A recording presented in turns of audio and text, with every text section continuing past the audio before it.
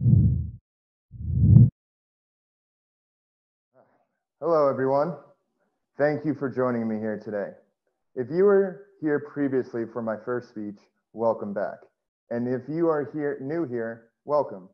I would again like to thank Michael and the Unit Ventures team for allowing us to gather here virtually at the Global Unconference once again in these uncertain times and giving so many people a platform to share their ideas. Now, more than ever, it is important that we connect with one another as we work to build a world that we all want to live in. What motivated me to speak again today was the overwhelmingly positive response that I received for my talk about Terence McKenna's transcendental object at the end of time 2 weeks ago.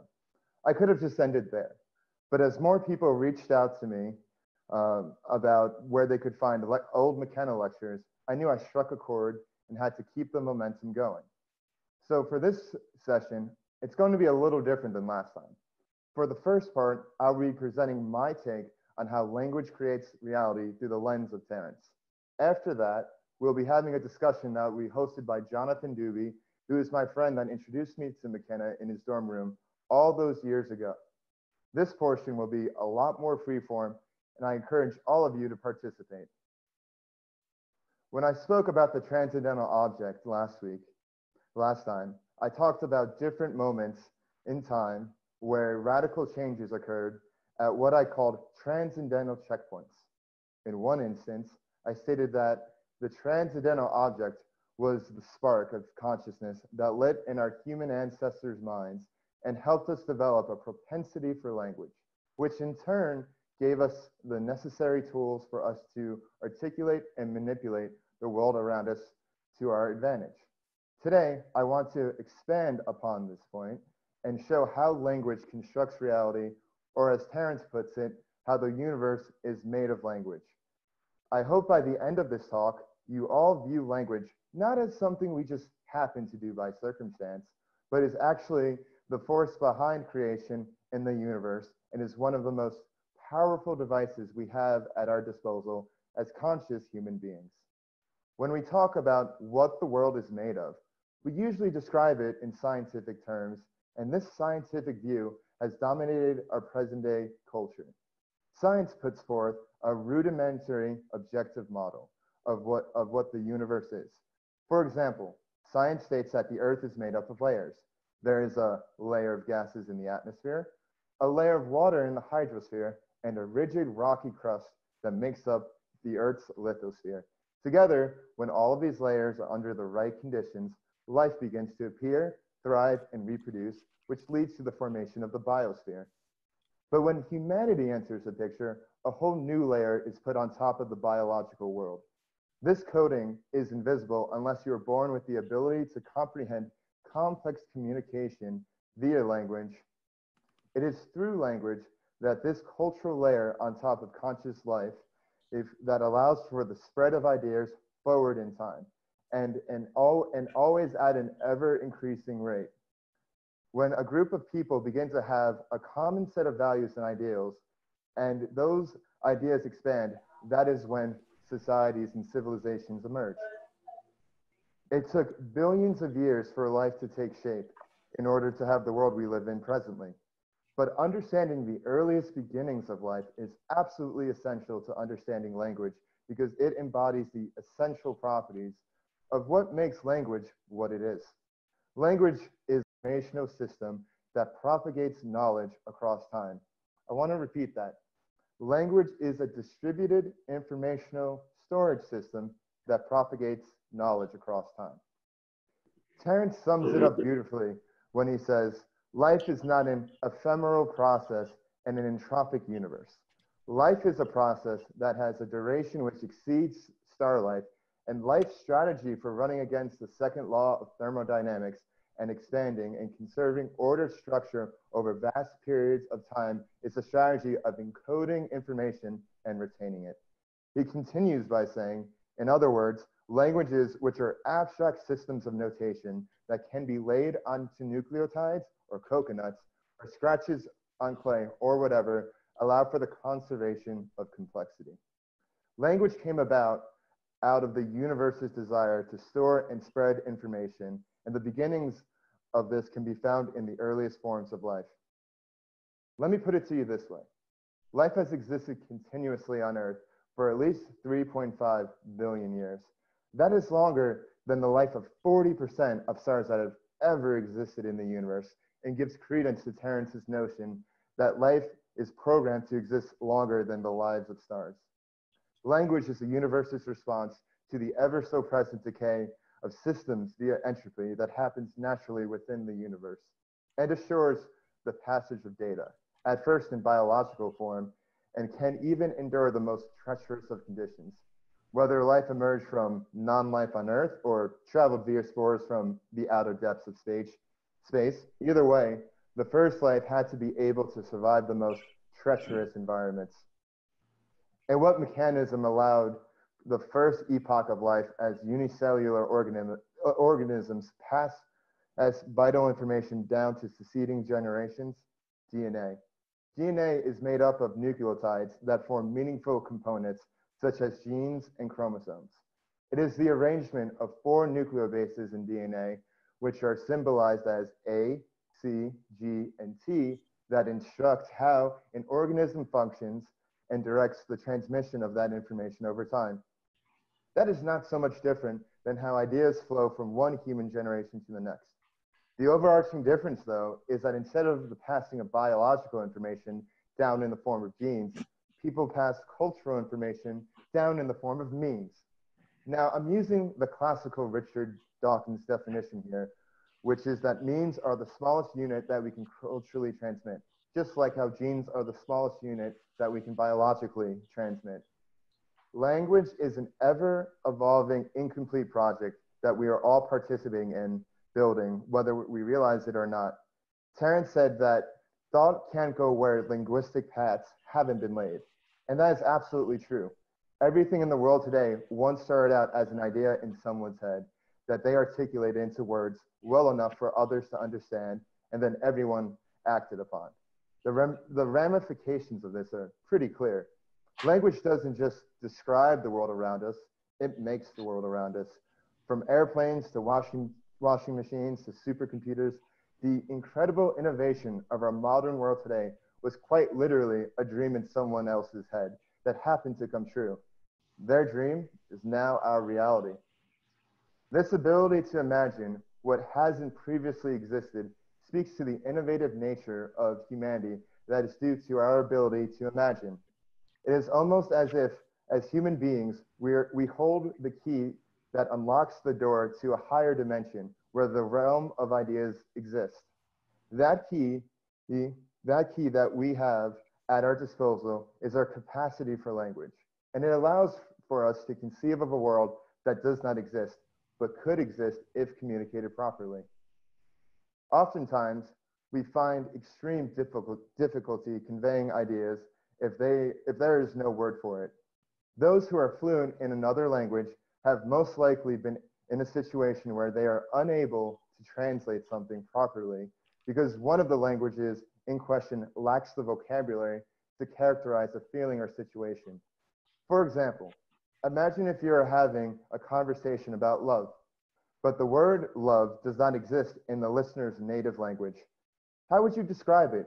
Would you refer to it as a force, an energy, just a feeling? We need labels or a taxonomy of terminology in order to form and communicate these ideas to be, and once a high enough percentage of people collectively agree on what a particular concept is and have it play out similarly enough in their minds, then we are able to make additions and most importantly, contribute novelty, which is what the universe ultimately bends towards, to the never-ending project of language. It is only then we are able to encompass a new meaning that was unable to be articulated before.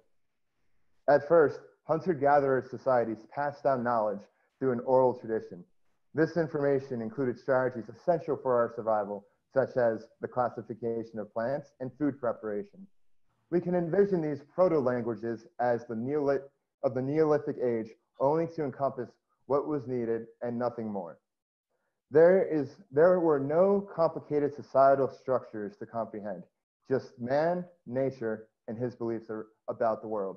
This oral tradition lasted for ages, through the agricultural revolution 12,000 years ago and into into Mediterranean antiquity. The first forms of writing only began to materialize when hierarchical civilizations needed a system of records to keep track of trade and taxes. At first, writing was a set of rudimentary symbols representing crops and numbers. Later, writing would evolve into a method communicating stories, such as through Egyptian hieroglyphics starting around 3200 BC and then onwards. It was not until thousands of years later that alphabets would begin to emerge, how we imagine them today, in the sense of connecting letters of sounds to form words and then sentences and then so on in the first millennium BC. We see this transformational break in the historical record happen in the generations between Socrates and Plato. Plato was one of the first Greek philosophers to write down his thoughts, and much of what we know about Socrates comes from Plato's works, while Socrates himself never wrote anything down. Plato's most notable student, Aristotle, was a prolific writer and whose concepts have been cemented in the foundation of Western thought. Writing was an evolutionary leap for the storage of language because it allowed for the first time for ideas to be stored offline. This permitted the passage of information even centuries after an author's death. Even in the darkest time, like the ensuing centuries after the fall of the Roman Empire, monasteries persisted throughout Europe, preserving knowledge in manuscripts. Even more influential, scholars across the Islamic world would descend upon the House of Wisdom in Baghdad to translate texts and study the influential philosophers of the past, such as Aristotle, in its magnificent halls. In the 1500s, Martin Luther and his printing press transformed Europe by being able to spread information that could be comprehended by the common people in their native language at a mass scale. The printing press did not only make knowledge accessible to the masses, but it stamped a lasting cultural imprint that we still feel to this day. In the printing press, books were published in a proto-assembly line and put together in a linear fashion. This mechanical process laid the groundwork for the more advanced production techniques that would be found throughout the Industrial Revolution. Terence said that Western society is a culture that places immense focus on the input and output, but has forgotten about the so-called plumbing in between. We have become hypnotized by gathering raw materials to produce intricate goods, but are not interested in the actual building process. Well, what goes for physical goods is also true for mental concepts. Ideas in the form of memes are put together to create complex theories. Terence points out that this linguistic interval is where a culture's values are molded and tone is refined. He continues by using the example of Marxism, which is a conglomeration of ideas such as class struggle, seizing the means of production, etc. When we are not aware of how ideas they believe are, when we are not aware of how ideas that we believe are being shaped, then we are at risk of having others shape them for us. For better or for worse, throughout history, certain groups and individuals have taken the reins of the cultural machinery to instill it with its own ethics and standards that they see fit. For example, George Washington and his colleagues successfully formed the United States with a radical new government that had taken inspiration from the Republic of Rome and held the principles of liberty, freedom, and the right of the individual to the highest regard. On the other hand, Adolf Hitler and his Nazi officials had a philosophy of purity and eugenics, which resulted in the destruction of Europe and the Holocaust. What both of these societies had in common was a culture was constructed that a native populace would conform to. Terence would describe culture as a society-sanctioned virtual reality.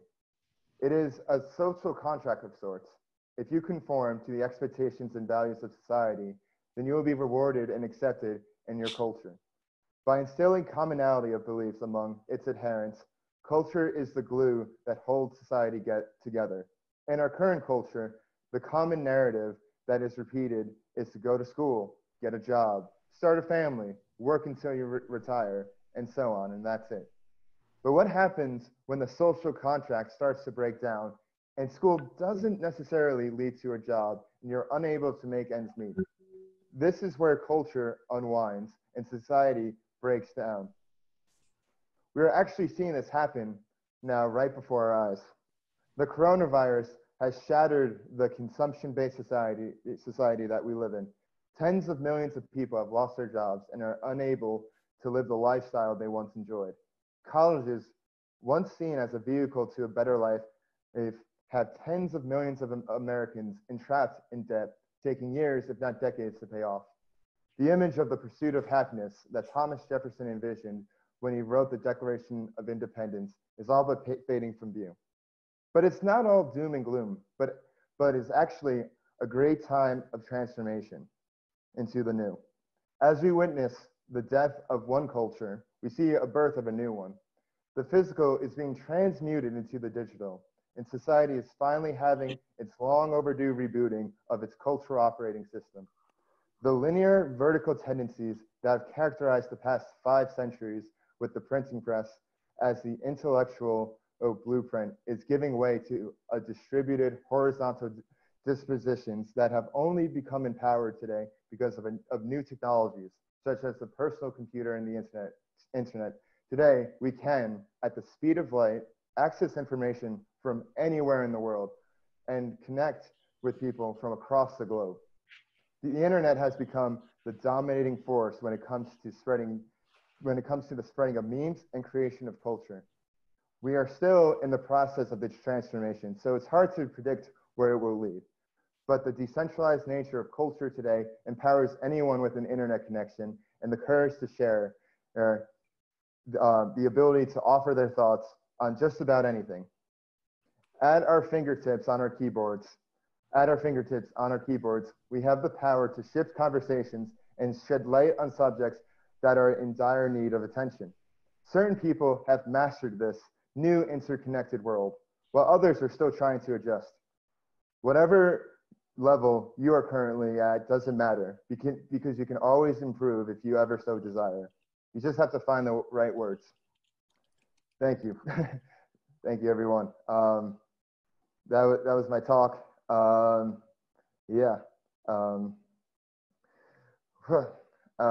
Let's see. I guess from here, Jonathan, do you want to take over?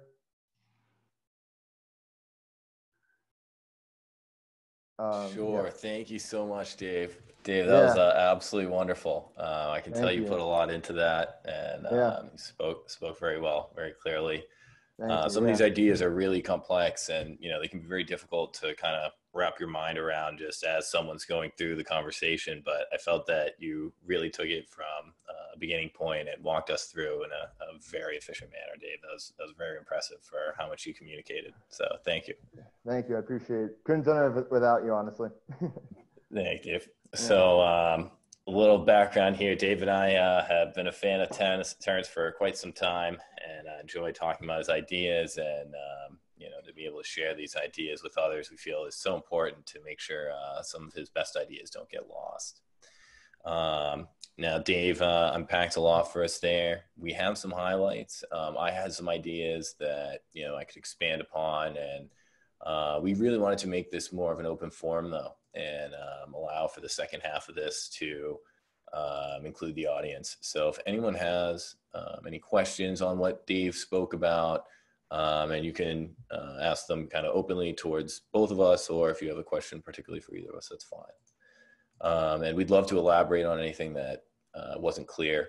And if there isn't as much curiosity, I'll feel free to elaborate on some points as well. So I'll keep an eye here on the chat.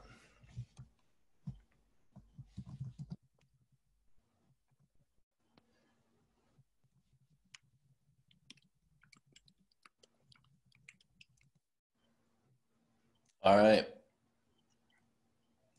Thank you from Seattle over there. So maybe I can just in one sentence here kind of a quick summary. So really complexity is bringing us through time, and it's conserved in various collections of orderly formations of notation, really, right? First, maybe biologically in DNA, as Dave articulated. These end up being oral glossolalia and mouth noises, between other animals, more complex animals. Through time, we develop writing, manual writing, and the printing press. And all of these new methods of information storage, of communication and language, are helping us conserve complexity and human history, really, right? Now we have information technology. In the future, where are we headed? These are some of the questions that, we'd like to try to tackle. It's hard to see how far we can go evolving this way. Is there a way that we could definitively make something last as long as possible? It would be just to spread across the universe, right? But another point of this is, if we want to see where this is going, maybe we can look at some more patterns. So, when we're going from writing, so how did we get to each threshold to kind of advance to the next one, out of all those I just mentioned, the DNA, oral, written language, information technology? They come out of new needs. I think the first one, so why were these people first writing? It would really to mark trait. So I guess the agricultural revolution was probably what started this, maybe 10,000 BC. So they would need to write things on, maybe animal skin or bark or whatever, to quantify food, or, maybe for future negotiation. And these symbols of language would help us reflect on the future. And it would, the brain is very complex, and it has a lot of different complex ideas and things going on at the same time, which make it very difficult for us to understand consciousness. But I really do think it could have been a gradual thing, and even if we aren't advancing and evolving through DNA anymore in a Darwinian sense, because you need isolation of a population to have mutations that evolve that make it new. But we are evolving culturally, right? As one of Dave's main parts of his thesis there was. So as we're evolving culturally, we start with these symbols of language writing, even if you're just marking grain storage for tomorrow, or that, you gave this guy, you're introduced to the concept of the future, of the past, of anticipation of gain and fear of loss, and a sense of unilateral time. The felt presence of ego is developed, as opposed to the animal instinct, maybe intuition that drives most life on the planet. And once you have this felt presence, you feel emotions, and you have, it seems the universe has a natural desire to want to express these emotions with itself, in a sense. But it gives meaning, for sure, and definitely can inspire those, and make you do crazy things. Like if you look at hypnosis alone, language can quite literally create an idea and propagate, whether it's based in reality or not, for better or worse. Throughout history, certain groups and individuals have kind of taken the reins of culture, and kind of to their own, looking at it through their own lens, whether it's any great leader like Genghis Khan or George Washington, or evil people during World War II as well. What a lot of these leaders have in common is that they're able to use language extremely effectively. So it seems one of the catalysts for humans being able to move forward through history is the ability to articulate a vision and share that idea throughout the masses. That's what makes things happen. Ultimately, they cause facts to be beheld by groups of people in a way that inspires and clearly communicates a vision. And they're very influential. If somebody's articulated enough, they can really make you believe almost anything. I think Terence himself really showed us that. Dude, But can I interrupt you? Can I interrupt go ahead, you? Dave. Go ahead, Dave. Yeah, so I see Matt Black in the group chat say he was hoping for taking on the topics of like the modern use cases of how language can be used, like Trump saying something and tweeting his opinions to millions of people. I think that really says a lot about Twitter and how powerful of a device it is. You could be anywhere in the world. It doesn't matter what class you are or where you are, and you can tweet directly at world leaders, and world leaders can tweet directly back at you. In the 1800s, it used to be, anybody could go visit the White House and talk to the president. If you waited in line, you could wait and talk to Abraham Lincoln. Now we have Twitter at our disposal to do this digitally. And I think what Trump has done successfully, whatever your opinion is on him, is that he's been able to articulate a message that millions of people understand and can relate to. And that is a huge part of his success. He was able to find the right words. He would actually literally like A/B test words to see what the people wanted to hear during his speeches, and was able to like tailor a campaign towards them. And he really was able to position himself as a populist candidate and candidate of the people, which is quite ironic for being a billionaire from New York City. So it really speaks to his understanding and power, and the power he recognizes that language has.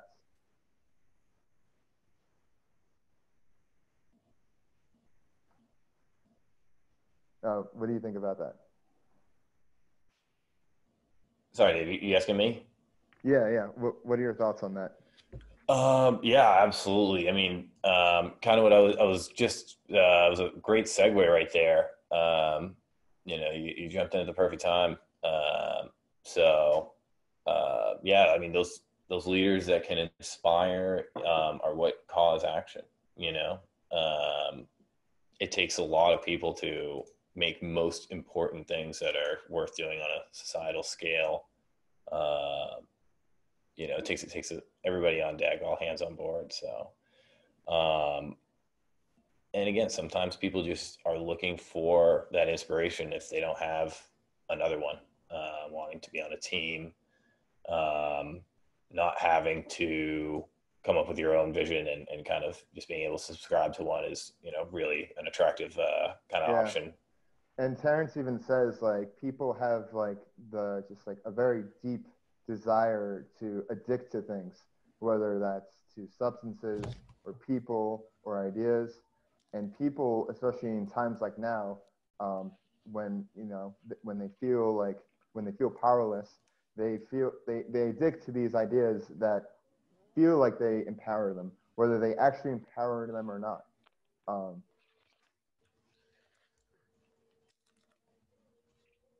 Yeah, great point, Dave. I mean, everything's an addiction, right? Yeah. In a sense. Let's open this up a little bit again. Here we go. And the opposite is true too. Anyone can hurt others as a troll. Just words causing even suicides. Yes, the language can be like anything, a tool used with good intent or bad intent, and the intent behind it is the meaning. It's obviously a shame when people misuse these tools.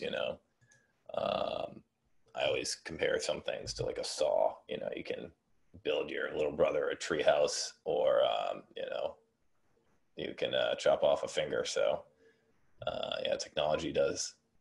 You really just extrapolating ideas. It's really just a new medium of expressing things and getting them to as many people as possible. So whatever that message inherently is, whether it's that, we're going to control you and watch everything you do and create a social justice system and try and, take over the world here, or, whether we're trying to share a new movement going on and trying to find a cure or make people aware of something such as this. So yeah, you got to be an artist with it, and hopefully with enough good ideas, because ideas that are expressed through this vehicle of language are surviving in a Darwinian sense as well. People say their ideas all the time, and the good ones end up being replicated because people repeat them to other people because they want to say their good idea. So it really is like in a Darwinian sense. Imagine if you had a species that couldn't replicate, your idea isn't shared, it dies off, right? No matter what kind of genes that thing had, it could have the most perfect genes of all time, and if it doesn't replicate, it's really its effect is only its narrow sliver of existence during a narrow sliver of time and its immediate environment. So thank you, Matt Black, for the comments. Keep them coming if you'd like to steer us in any other direction. Yeah, guys, if you have any thoughts or ideas, just write them in the chat, or feel free to just hop on and express them. Yeah, that's definitely unifying for sure. The new context for so go ahead, Dave. No, I see the new comment. COVID has created a new paradigm, a new context for interaction due to a shared experience. Any comments? Yeah, like this whole COVID thing is crazy because this might be one of the first times like the whole world is experiencing something traumatically together. At some point, like pretty much the whole world was like shut down at some point, and we all have this shared experience together. And not only that, but you notice that new kind of social cues and social norms are being created because of COVID. People are a lot more standoffish to, approach each other. Coughing is the most looked down upon thing. It's really kind of like the free flowing world of people that we were lucky to experience over the past 50 years or 60, 70 years since World War II, where you could travel freely. Looks like it's coming to an end for the time being. And who knows where this new world's gonna end up.